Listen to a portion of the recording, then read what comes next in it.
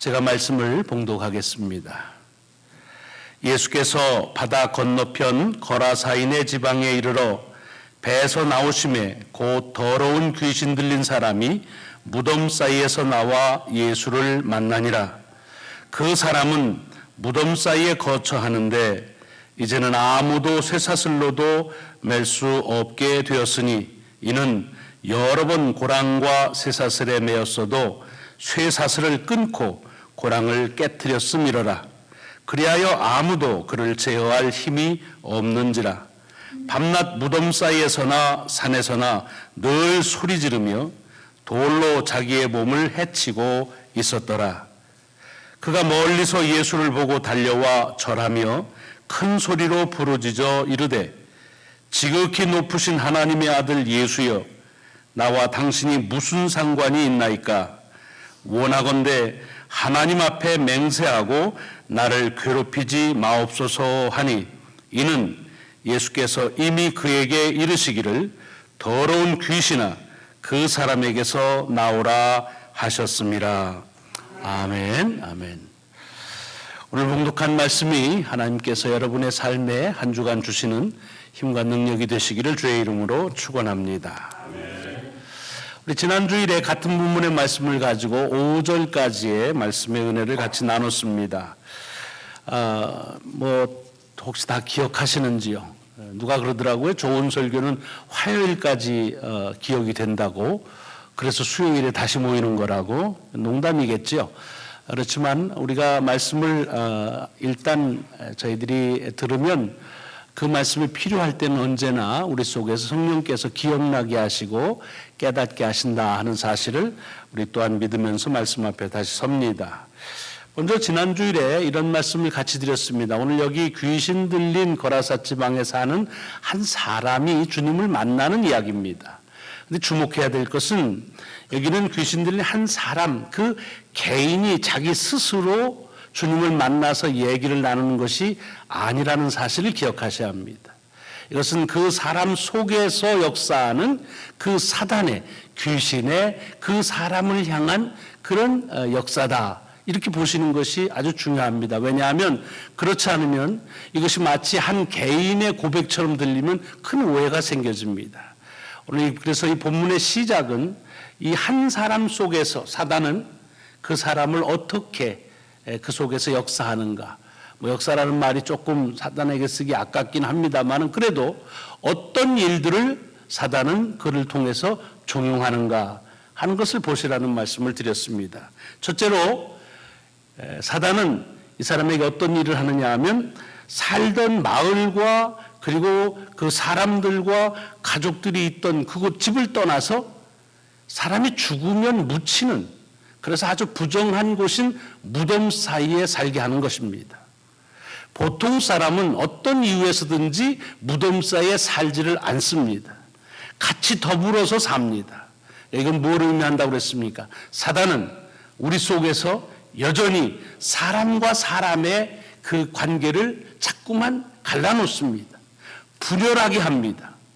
생활만 그러는 것이 아니라 우리의 생각도 자꾸만 갈라놓습니다. 사람의 관계만 갈라놓는 게 아닙니다.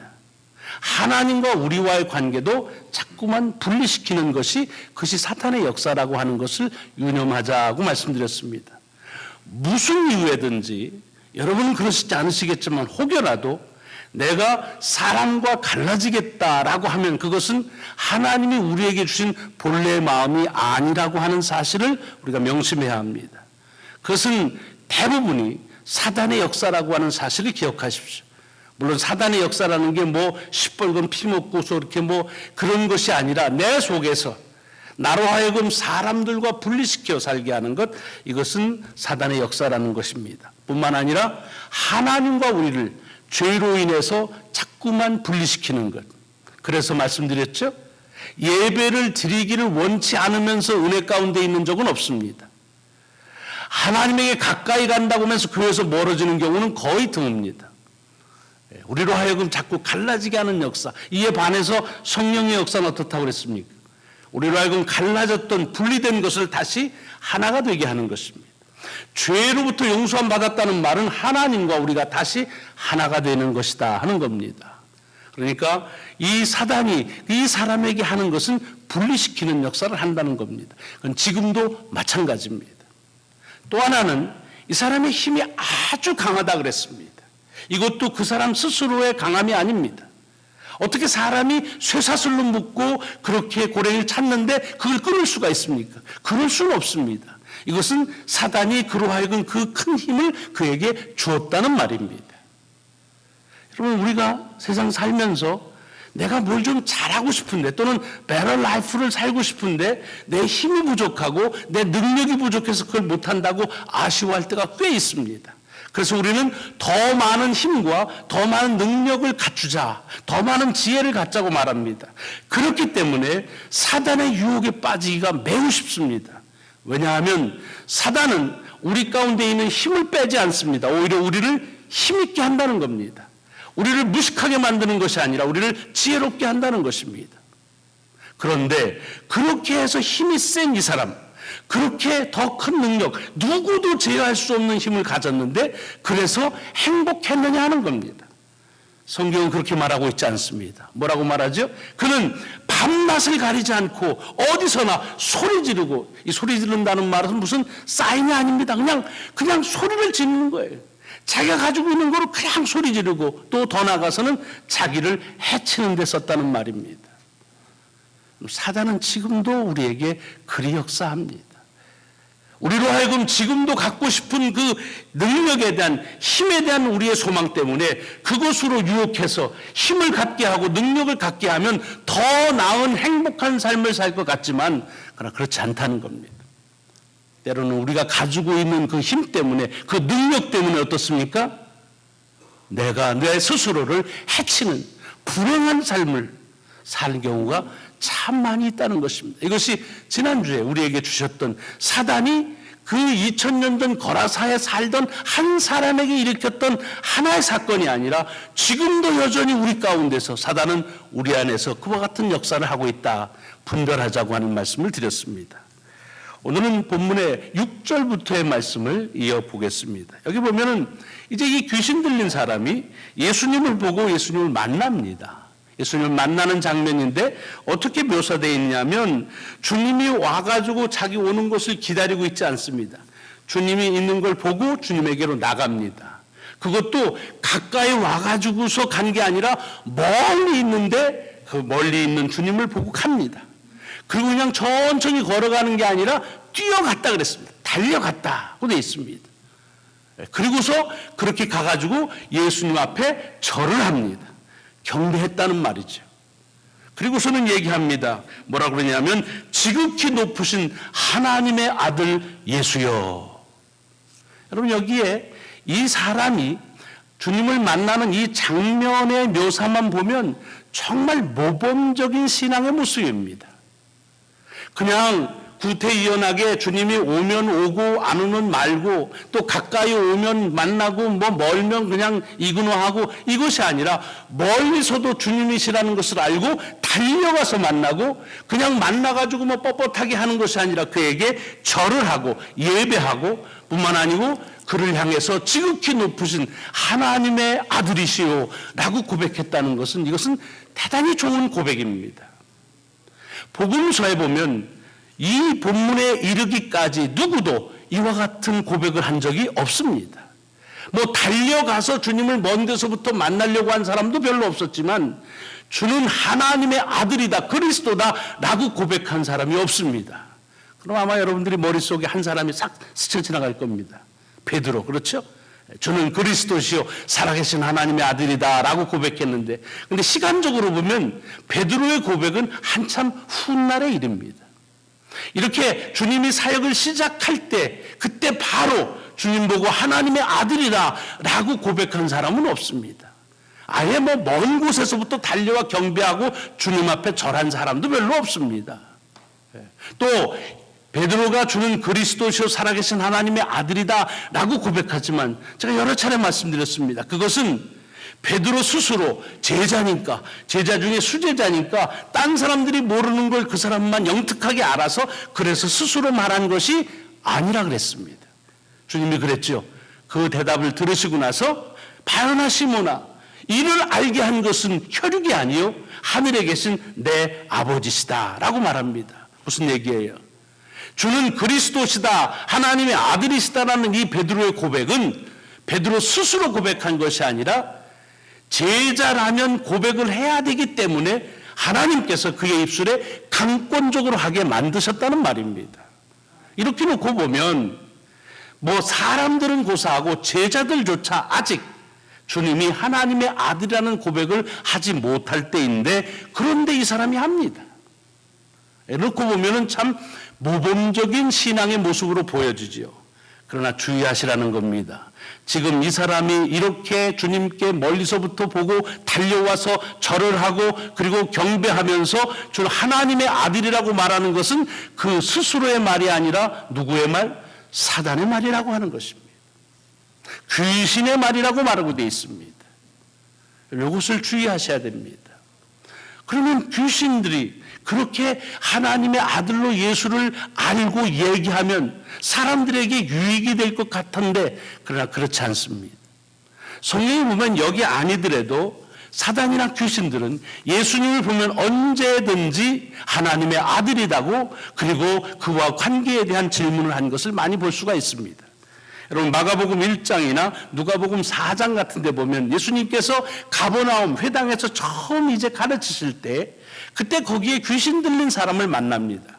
근데 그 만난 사람이 그 귀신 뭐라고 얘기하냐면, 나사렛 예수여, 우리가 당신과 무슨 상관이 있나이까? 우리를 멸하러 왔나이까? 나는 당신이 누구인 줄 아오니 하나님의 거룩한 자니이다.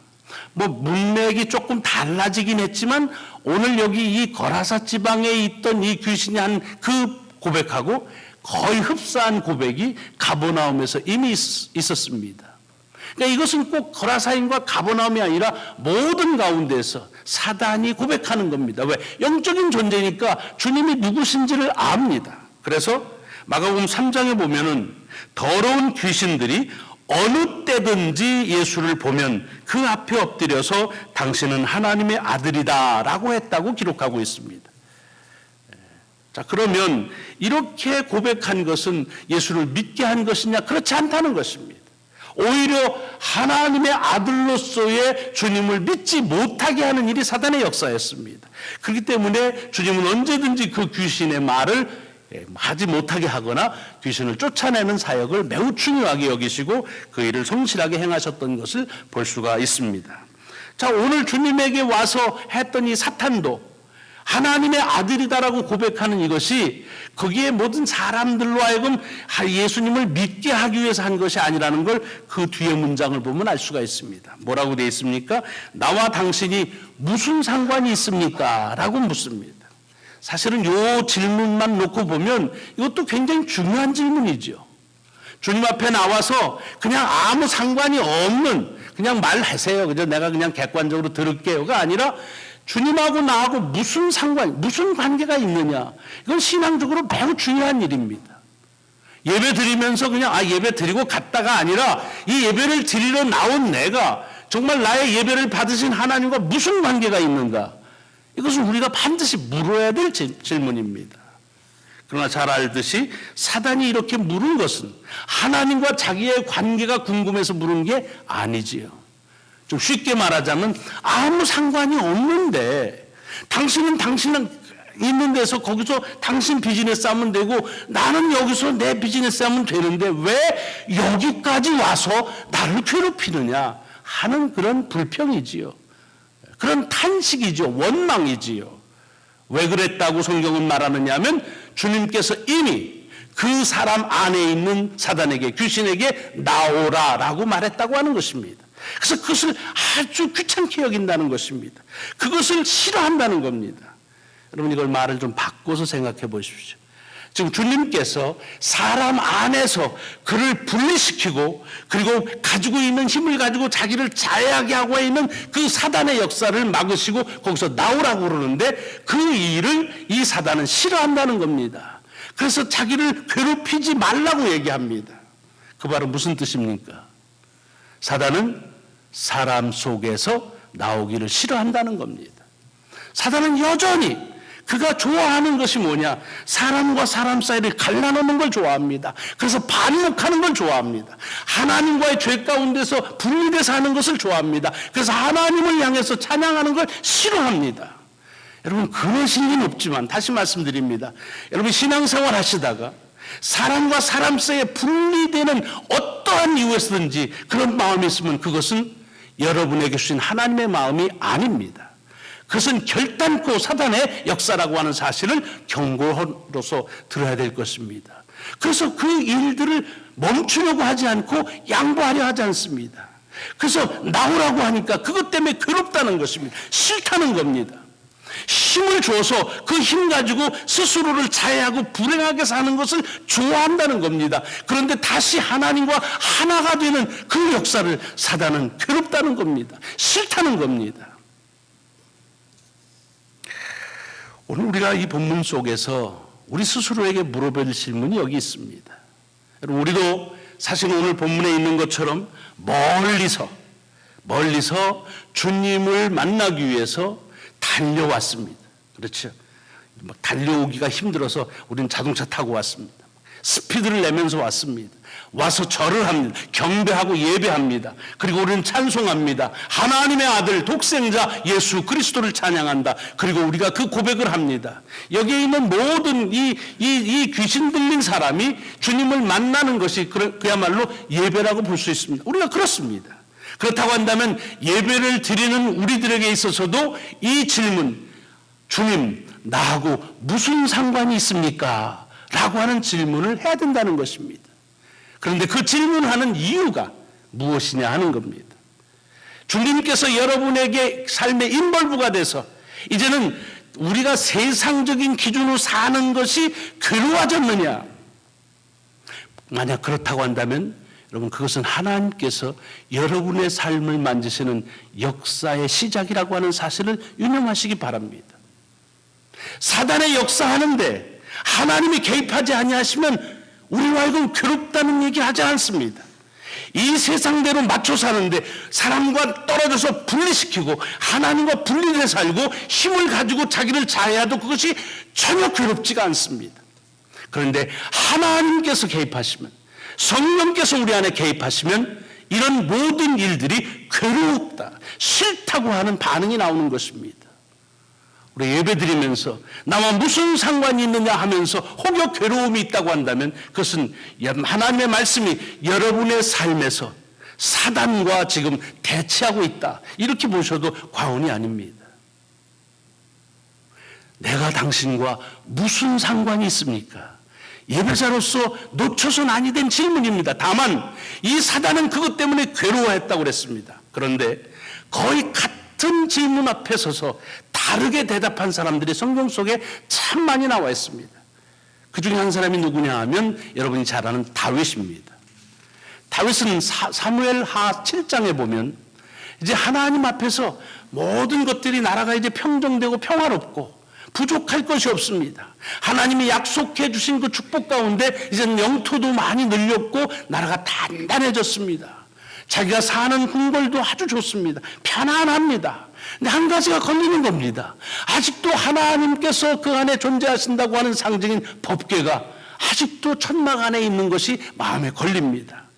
그래서 나단에게 묻습니다.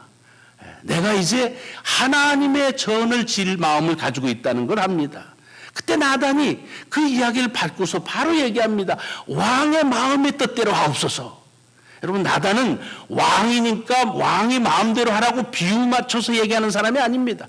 서슬이 퍼는 사람인데 나단이 생각해도 그 마음은 참 기특한 마음이었습니다. 근데 하나님은 어떻게 말씀하십니까? 다윗에게 성전을 짓지 않도록 합니다. 그럼 여기서 자꾸만 본문을 잘못 해석해요. 전쟁에서 피를 많이 흘려서 피 흘린 손으로는 성전 못 짓겠다. 그러면 이 세상 아무도 성전 지을 사람 없습니다. 전쟁에 피를 많이 흘렸다는 그 다윗이 치렀던 전쟁은 그의 욕심을 치른 전쟁이 아니었습니다. 하나님의 약속을 이루려고 하는 그런 전쟁들이었습니다. 다시 얘기하자면 지금까지 수고를 많이 했다는 것입니다. 그래서 하나님의 전을 짓는 것은 안 지어도 괜찮다. 너는 할 만큼 했다. 그러니 이제는 너는 안 해도 돼. 네 자손에게서 그 일을 하겠다. 그 말입니다. 그 이야기를 듣고 그리고 이 다윗은 하나님이 법궤에 있는 그 하나님의 천막으로 갑니다. 그리고서 얘기하고 기도합니다. 그 기도 가운데 다 감사의 기도인데 기도의 내용 중에 이런 기도가 있습니다. 주 여호와여, 나는 누구이오며 내 집은 무엇이기에 나를 여기까지 이르게 하였나이까 고백합니다. 여러분, 아까 사단이 예수님을 만나서 했던 그 말과 아주 흡사합니다. 당신이 나하고 무슨 상관이 있길래 여기까지 와서 나를 만나서 나를 괴롭힙니까? 라는 겁니다. 다윗 얘기를 하는 거예요. 하나님, 당신이 내게 무슨 관계가 있길래, 우리 가문하고 무슨 상관이 있길래 여기까지 이르게 하십니까? 말은 비슷하지만 전혀 다른 고백이지요. 사단은 그렇게 해서 주님을 만난 게 자기 자신의 그런 역사, 사단의 역사를 이제 놔야 되는 괴로움으로 고백한 것이고, 다윗은 아무리 생각해도 내 가문이나 내 자신에게 하나님의 축복을 받을 만한 아무 여건이 없는데, 아무 이유가 없는데 어떻게 여기까지 이르러서 이렇게 복 주십니까? 라고 하는 고백을 한 것입니다. 여러분, 우리가 하나님 앞에 나와서 그래서 절을 하고 주는 하나님의 아들이시고 그리스도다 고백하고 찬양할 때 반드시 우리에게도 똑같은 질문 앞에 서야 합니다. 주님은 나와 무슨 상관이 있습니까? 그럴 때마다 우리의 고백이, 그 고백하는 그 질문에 대한 대답이, 그러니 나하고 상관하지 말고 그리고 나를 괴롭히지 말라는 사단의 고백이 아니라, 도대체 내가 뭐길래, 우리 가문이 뭐길래 일도 여기에 이르게 하셨습니까? 라는 다윗의 감사의 고백이 되어야 될 줄로 믿습니다. 성경에 보면 하나님의 은총을 받은 사람들은 하나님께서 주신 그 어떤 축복보다도 그 축복하신 하나님과 함께하는 것이, 그것이 기쁨이다, 그것이 귀하다라고 고백하는 것이, 그것이 신앙의 내용으로 우리에게 전해지고 있습니다. 대표적인 사람 중에 하나가 다윗의 아들이었던 솔로몬의 이야기 중에도 있습니다. 솔로몬이 성전을 건축하고 나서 그 다음에 봉헌 기도를 드립니다. 그 봉헌 기도가 길게 나가는데 그 봉헌 기도 내용 가운데 이렇게 드립니다. 나의 하나님이여, 이제 이곳에서 하는 기도에 눈을 드시고 귀를 기울이소서라고 하고, 여호와 하나님이여, 원하건대 주의 제사장들에게 구원을 입게 하시고 또 주의 성도들에게 은혜를 기뻐하게 하옵소서. 다시 쉽게 요즘으로 말하면 이 전에 와서 예배하는 자들이 예배하는 것으로 인하여 기뻐하게 하옵소서. 예배를 통해서 받은 어떤 것들이 아니라 하나님을 만나는 그것으로 기뻐하게 하옵소서. 그렇게 고백하는 겁니다. 왜? 그것이 신앙의 본질이니까. 하박국에도 보면은 똑같은 말이 있습니다. 하박국 3장에 보면은 비록 무화과 나무에 아무것도 없고 외양간에 없을지라도 나는 뭐예요? 여호와로 말미암아 즐거워하며 나의 구원의 하나님으로 말미암아 기뻐한다. 여러분, 우리가 우리 안에서 역사하고 내게 주어져 있는 힘과 능력을 가지고 기뻐하다 보면 자칫 사단의 역사로 인해서 힘을 가질 수 있고 사단의 역사에 의해서 능력을 취할 수도 있습니다. 그러면 성령의 역사가 일어날 때 그것은 괴로움이 됩니다. 그것은 절대로 축복이 될 수가 없습니다. 그러나 나의 하나님이 전능자이시고 나의 힘이시라고 하는, 그래서 그분과 함께 하는 것이 내 기쁨이라고 고백하게 될 때, 그때에 우리의 이 내가 누구냐, 당신하고 나는 무슨 관계가 있느냐는 이 질문 앞에서 다윗이 드렸던 감사의 고백을 드릴 수 있는 그런 성숙한 신앙인이 될 수 있다고 믿습니다. 여러분, 오늘도 이렇게 나와 예배 드리십니다. 주님과 여러분은 무슨 관계이십니까? 하나님께서 이제 성령님을 통해서 개입하실 때 여러분이 가지고 있는 것들이 괴롭다고 한다면 그것은 사단에 의해서 이루어진 것이라는 사실을 알고 내려놓아야 합니다. 사단은 우리를 갈라지는 것을 좋아합니다. 하나님으로부터 분리되는 것을 좋아합니다. 그러나 다시 하나님께서 그것을 잊게 하시고 하나님과 함께하는 것이 기뻐하는 마음을 회복하십니다. 그래서 주님, 당신이 나와 무슨 상관이 있나이까라고 고백할 때마다 다윗이 고백한 것처럼 내가 무엇이기에, 내 집이 무엇이기에 여기까지 이르도록 하셨나이까라는 귀한 감사의 고백이 여러분의 입술에서 떠나지 않으시기를 주의 이름으로 축원합니다. 기도하시겠습니다.